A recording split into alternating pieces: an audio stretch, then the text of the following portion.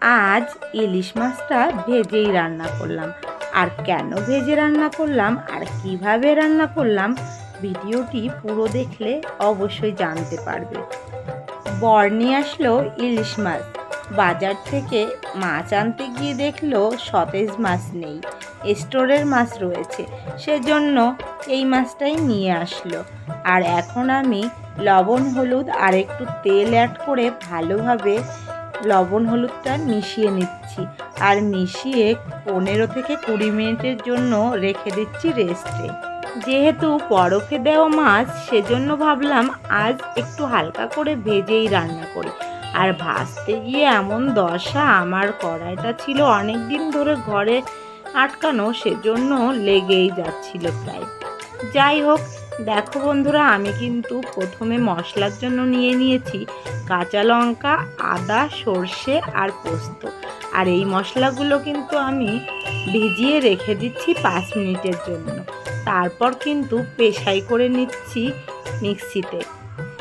ইলিশ মাছ রান্না করতে কিন্তু সব থেকে সহজ, কারণ এখানে মশলা কিন্তু তেমন অ্যাড করতে হয় না। যাই হোক, কথা বলতে বলতে কিন্তু আমি চলে এসেছি মাছ ভাজতে। আর প্রথম মাছগুলো ভালোভাবেই ভাজা হয়েছিল, লাস্টের দিকেরগুলো কিন্তু একটু প্রবলেম হয়ে গেছিল। আর আস্তে আস্তে আমি মাছগুলো ভেজে নিচ্ছিলাম। সাধারণত কাঁচা ইলিশ মাছ না ভেজে রান্না করলে খুবই টেস্ট হয়, আর আমি কিন্তু প্রায় সেইভাবেই রান্না করি। আর আজ কিন্তু আমি ভেজে রান্না করছি, মাঝে মাঝেই ভেজে রান্না করা হয়। যতটুকু তেল দিয়েছিলাম সেই তেলেই কিন্তু আমি মাছ ভেজে সেই তেলের ভেতরেই কিন্তু আমি ফোড়ন দিয়ে নিলাম কালো জিরে, আর সঙ্গে একটু হলুদ অ্যাড করলাম।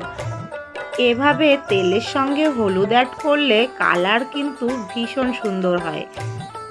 এবার আমি মিক্সিতে পেশাই করা মশলাটা ভালোভাবে একটু ভেজে নেব। আমার শাশুড়ি মায়ের কাছ থেকে শিখেছি একদম জল মশলা সব কিছু একসঙ্গে দিয়ে মাছ দিয়ে ঢেকে ঢেকে রান্না করলে একরকম স্বাদ হয়। যেহেতু আমি রান্না করতে ভীষণ ভালোবাসি, সেজন্য আমি নানানভাবে ট্রাই করি রান্না। এক এক দিন এক একভাবে রান্না করার চেষ্টা করি, যেভাবে ভালো হয় সেইভাবে রান্নাটা করার চেষ্টা করি।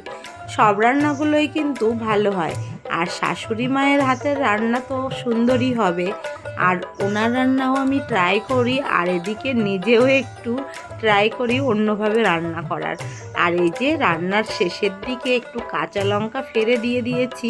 এবার কিন্তু একদম স্লো আঁচ দিয়ে তারপর ঢেকে ঢেকে রান্না করব। আর এই রান্না করতে কিন্তু 15 মিনিটের বেশি লাগার কথা না। এবার কিন্তু কথা বলতে বলতে আমার রান্নাটা কমপ্লিট হয়ে গেছে। আর আমার বাড়িতে অতিথিদের খাওয়ানোর জন্য আমি রান্নাগুলো কিন্তু খুবই মন দিয়ে করি। আর আমার ভীষণ ভালো লাগে সকলকে খাওয়াতে আর রান্নাবান্নাগুলো মন দিয়ে করতে। সংসারের এই কাজগুলো করতে আমার কিন্তু ভীষণ ভালো লাগে।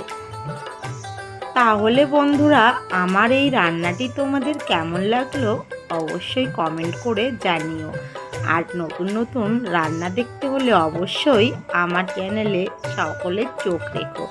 আজকের মতো বিদায় নিচ্ছি, আবার দেখা হচ্ছে নতুন আরেকটি কোনো ব্লগে কিংবা রেসিপি নিয়ে।